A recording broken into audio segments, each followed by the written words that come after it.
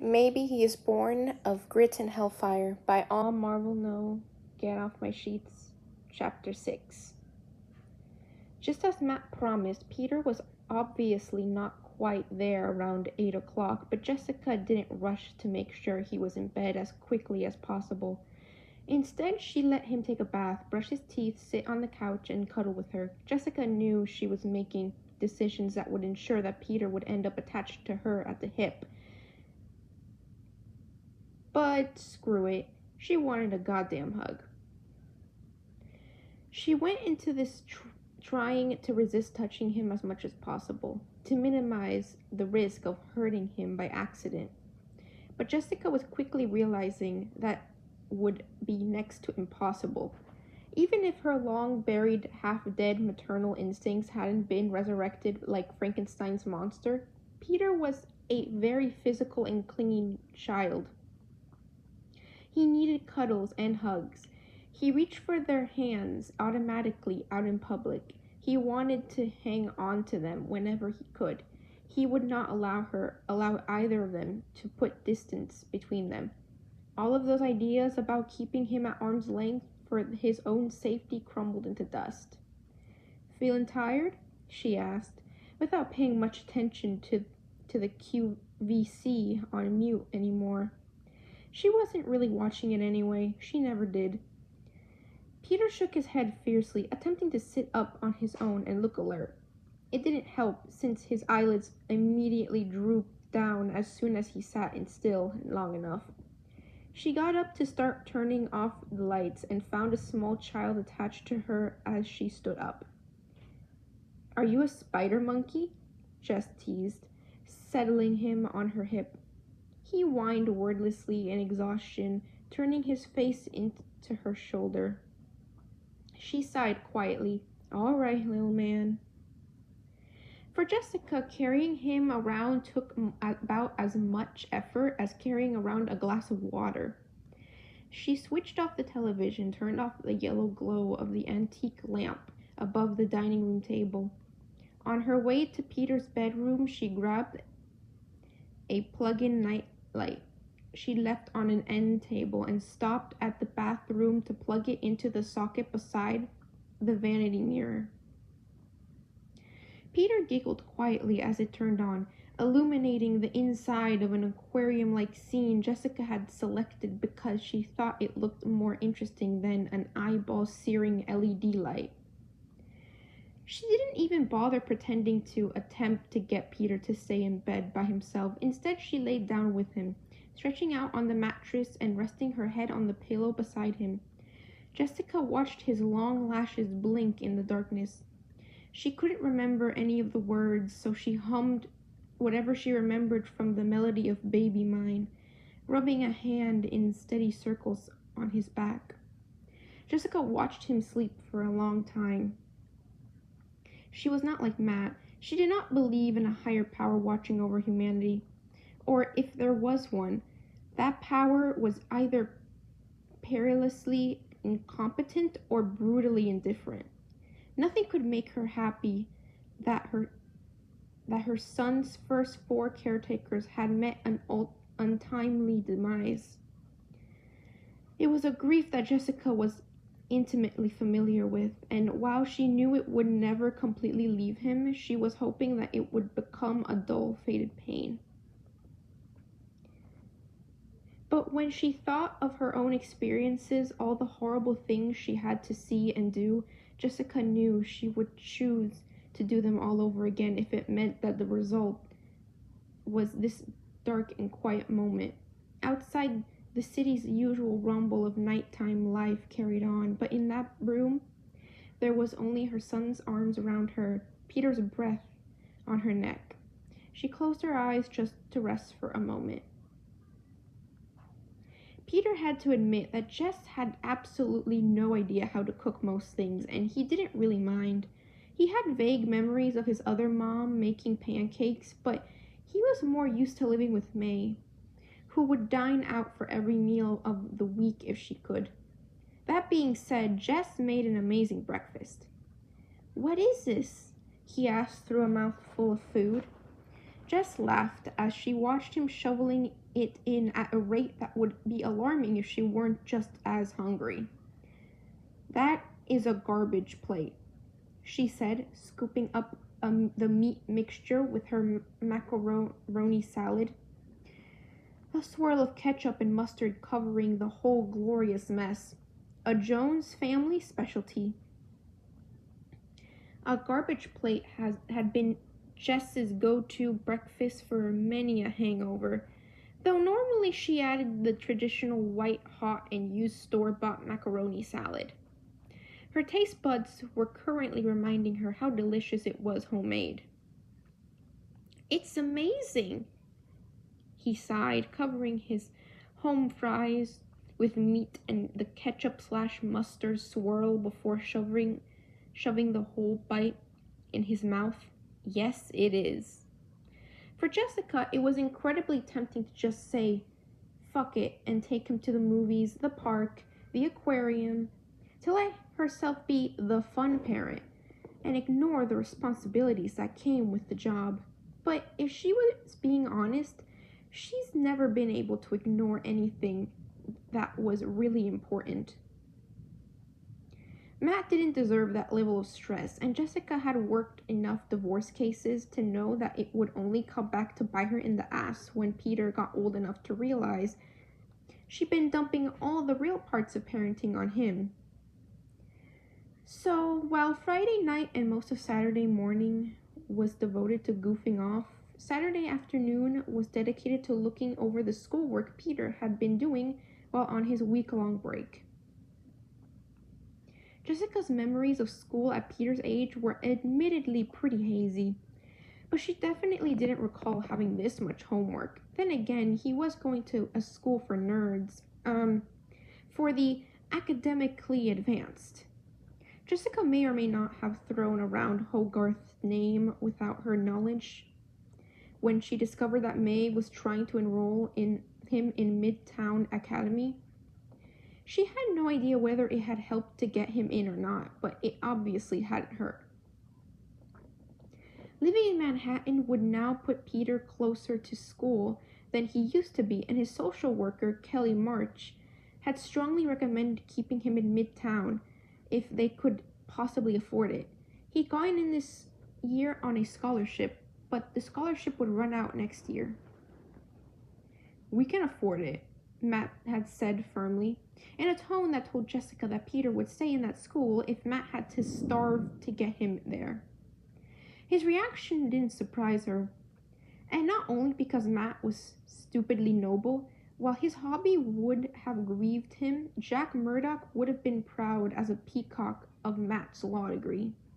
Jessica had the distinct feeling that Peter getting into an advanced school solely on his academic abilities was Jack's dream.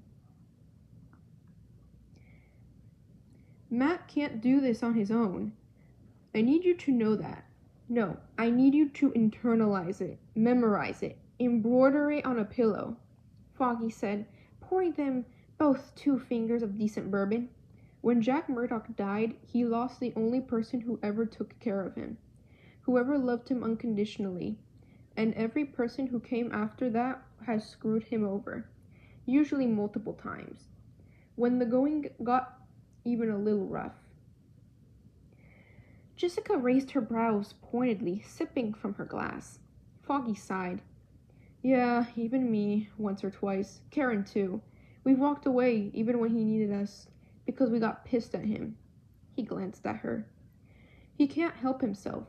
He'll create distance, find ways to push people away." Jessica nodded silently. Foggy knew she would understand. She and Matt played the same game, just in different ways. Matt's was "come closer, not that close, you're too close." Jessica's was more of a "don't stand next to me, what are you, an idiot?" kind of thing.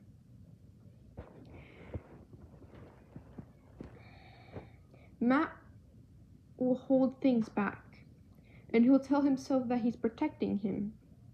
But what he's really doing is putting up a wall. If that happens, Karen and I will be there for you. For all of you.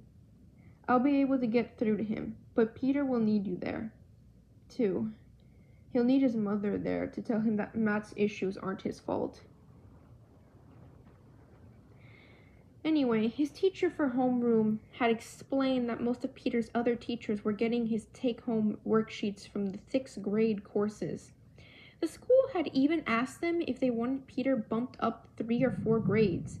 Matt thought it could be a good idea. Jess put her foot down. She didn't think shoving a shy 2nd grader into a room of children all 4 years more developed than him was a good idea.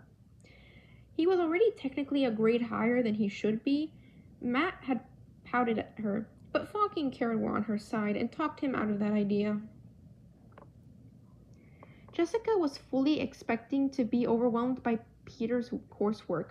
Overwhelmed did not even begin to cover it. Peter had to suggest the name of the app May used to check his answers, because half of the time Jessica didn't even understand what she was looking at.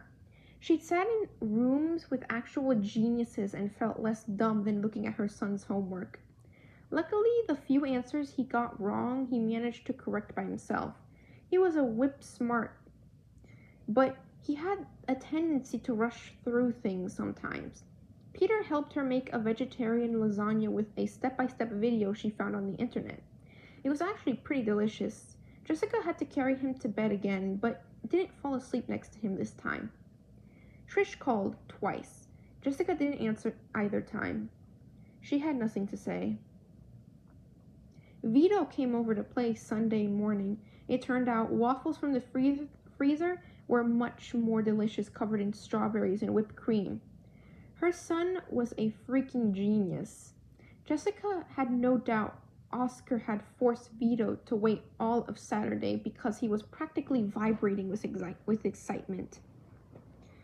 While Peter was pretty shy, once Vito went on an enthusiastic Avengers-related tangent, the two of them were off to the races. Top 5 superheroes, Vito challenged. Mine are Captain America, the Hulk, Thor, Iron Man, and Daredevil. This should be interesting. Jessica appreciated that Vito kept up his promise to her, not to tell Peter before she said it was okay. Iron Man, Daredevil, Luke Cage, Peter said brightly. Oh, Jess knew what she was putting into the group chat they thought she didn't know about. Thor and Black Widow. Vito made a face. Black Widow's got cool moves, but there's no... He punched the air. She doesn't have any superpowers. But that's why she's so awesome. She doesn't have magic or armor or a fancy weapon, and she still goes out to kick butt. Peter shrugged. Besides, spiders are awesome. Jessica, for all the joking, wasn't and couldn't be Black Widow. She was closer to Captain America, but even that was a sad comparison. She wondered, not for the first or the last time, what Peter would think of his parents being less than ordinary. She let them tear into the drawer of Legos she'd slipped under the bed and idly checked her work messages and email. There was a surprisingly tricky case Hogarth gave her on Thursday. She knew this banker was fishy, but so far Jessica had managed to rule out the usual suspects. She found herself enjoying the challenge, actually. She ignored the message on her phone that said 2 missed calls, Trish. Hogarth had been both irritated and surprised when Jessica curtly informed her that she was no longer working weekend hours, period. She could check messages and email, but there would be no actual investigating going on. She hadn't bothered explaining herself. Jessica owed Jerry Hogarth nothing, especially not details on her personal life. The time was getting away from them, though, and Jessica promised Matt they'd be at Clinton Church around 3. Vito, grinning like a loon, had promised to return next Sunday. The little liar, he'd probably be bugging her in her office by Tuesday. They ate lunch sitting on the kitchen counter because sitting at a table was for squares. Take that, Murdoch. He does eat raw vegetables. You just have to know the fine art of spreading peanut butter on celery. Jessica bundled him in his coat and remembered to bring the cherished scarf along. It was nearly November. She was thinking of making a hat and gloves to match. Before she wouldn't have dared. She could get away with sneaking one unknown item into May's house, but more would have been a risk. Now Peter knew where his outer garments came from, though. All right, Spider Monkey, let's go meet Grandma Maggie. Maggie hardly even has to ask if they've arrived yet. Suddenly Matt sat straight up in the pew, a smiling lighting up his whole face. Even from down the street he heard the bells of Peter's backpack ringing with every stride. His chatter was a constant background noise that Matt suspected Jessica would find unbearable in anyone else but for him. She hummed and gave one-word responses in all the right places to show she was paying attention.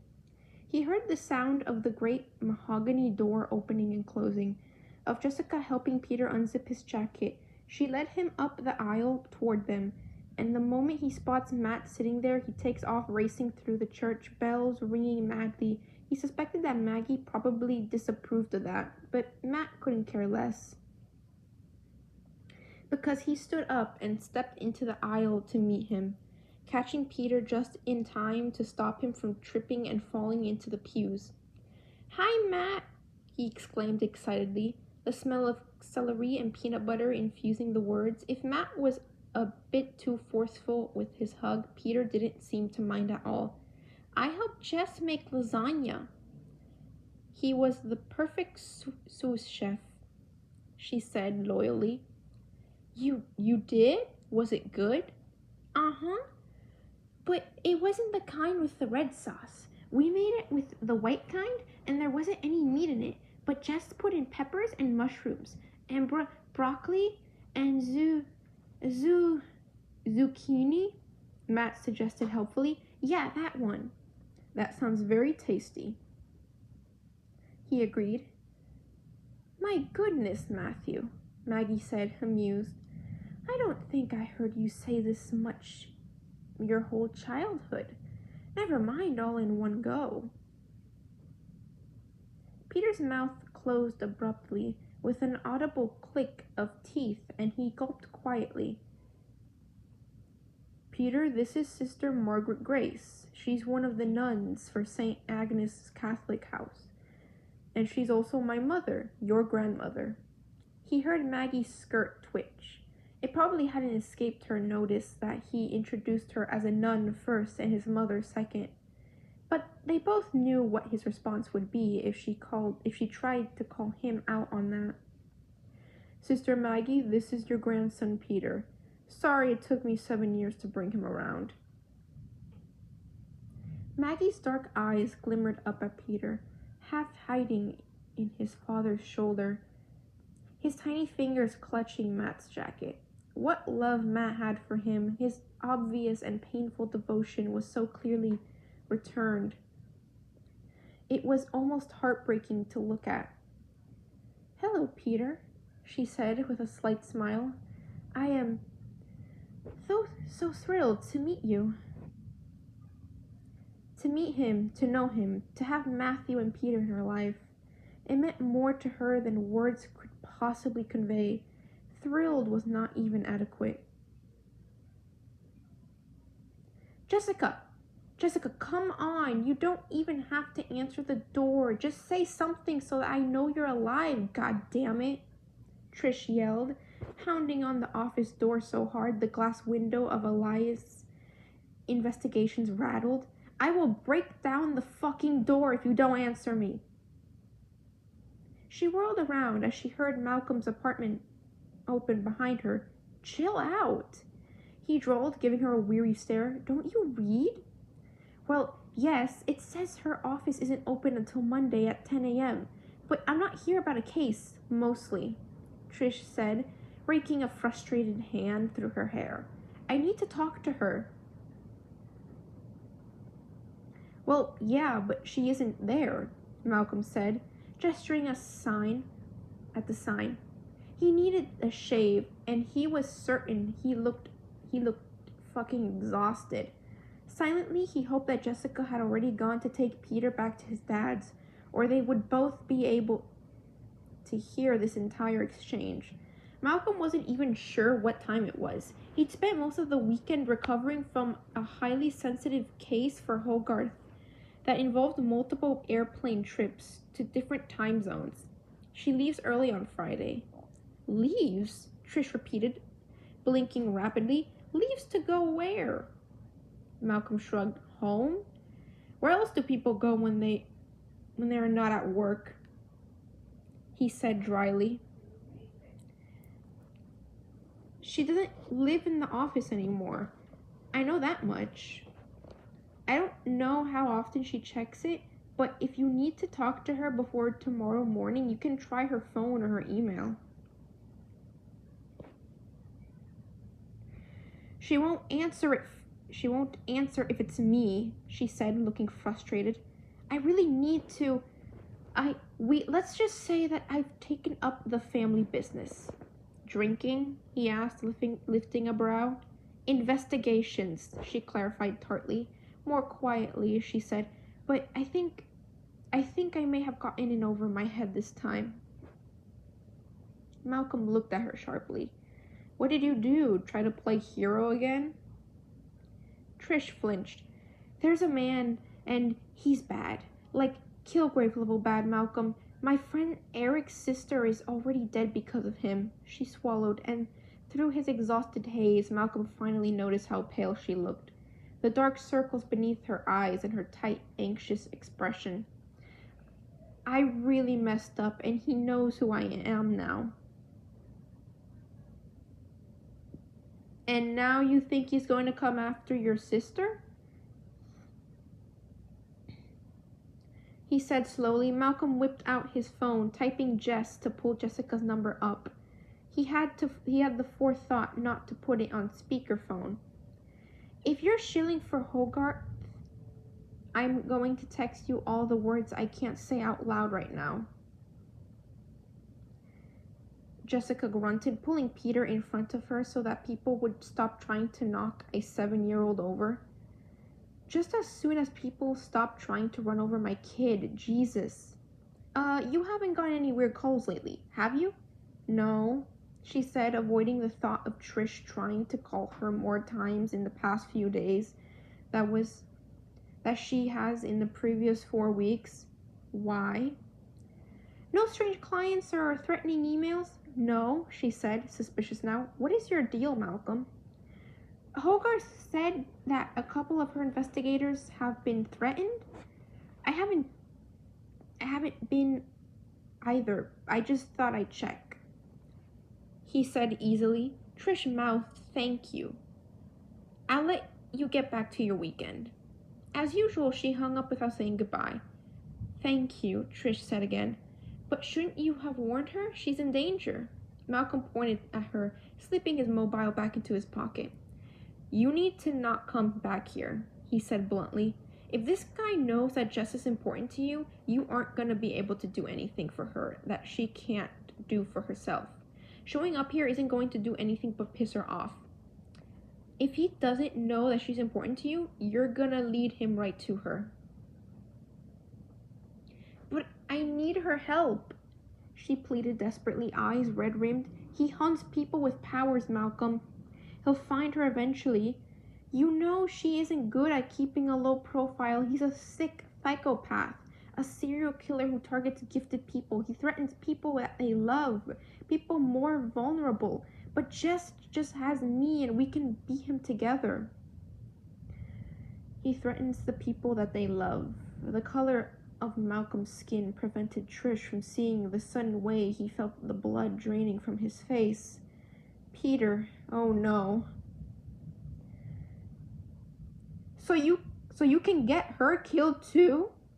He barked. You got some fucking nerve, Patsy. What? She doesn't have anyone else? So she's disposable?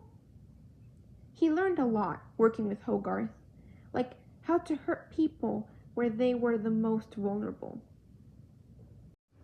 Trish's lower lip trembled before she bit it between her teeth. No, that's not what I said, she stuttered, glassy-eyed. But we need each other. We're better together. You need her to fix the mess you got yourself in, he said, pointing at the office hours sign again. Doesn't look to me like she needs you at all. Chin wobbling, Trish snapped, fine, and whirled away, calling over her shoulder. Just tell her that she needs to watch her back. Jessica was on the verge of just picking Peter up and carrying him back home. She never realized before having a child with her how crowded the city streets were. They had debated about which house he'd been sleep at on Sunday nights when he had school Monday mornings, and eventually agreed that staying with her was the most logical choice. Midtown was technically closer to her apartment anyway, and it meant Matt could have at least one morning where he wouldn't have to get up at 6 a.m. to get them both ready. The custody transfer would happen Monday after school, where Matt would pick him up. She tried cutting down a side street to get away from all the traffic, but Peter suddenly dug his heels in, yanking at her arm. It was very similar to his reaction to meeting Luke, but this felt more urgent. His eyes huge and his face pale in the lamplight. Come on, Pete, it's okay, she enthused. We're gonna take a shortcut. I don't want to go that way, he said, voice wobbling in fear, but his body language stubbornly resisting her attempts to get him to go forward. Please, Jess, it's really dark down there. Jess hesitated. She could make him go. There was no question that she could. But was that really how she wanted to introduce her son to her super strength, dragging him down a dark street?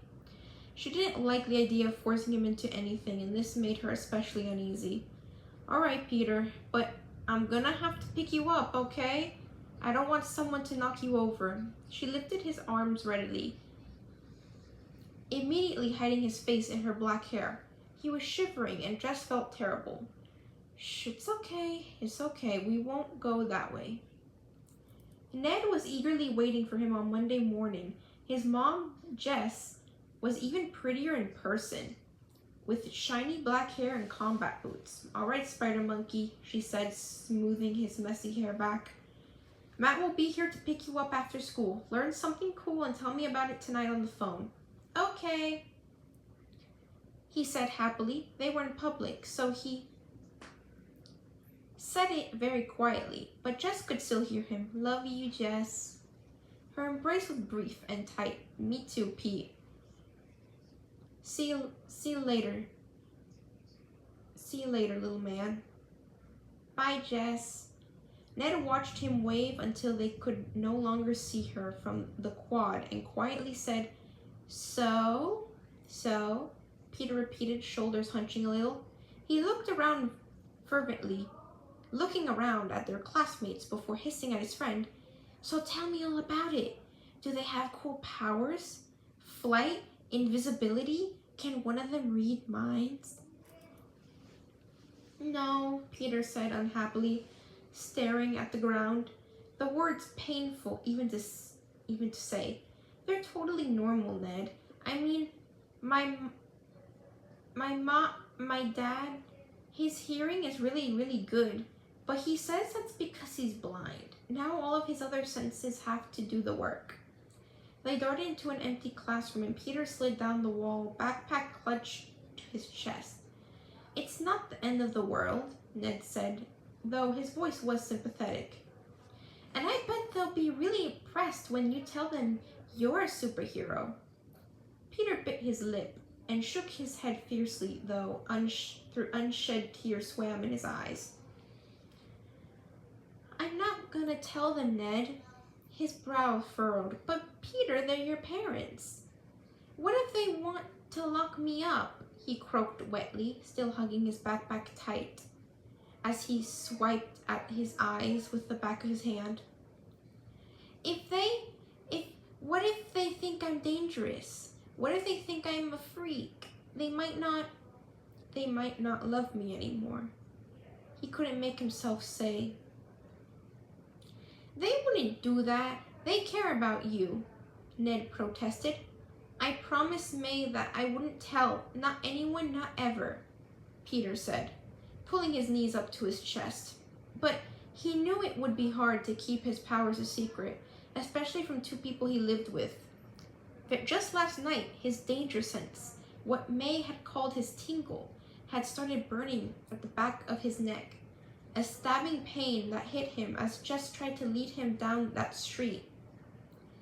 It had only been that strong once before, when Peter had thrown a tantrum in the hotel they were vacationing in, a tantrum so strong that May was forced to leave. The room they'd been staying in burned to the ground that very night, and May told him he had to tell her whenever he felt that tingle that had been a promise to. But which one was he now supposed to keep? The promise that he would never ever tell anyone about his secret abilities, or the promise that he was supposed to say so whenever he knew he was in danger? Which promise was Peter supposed to keep, and which one should he break? That probably wouldn't be the last time.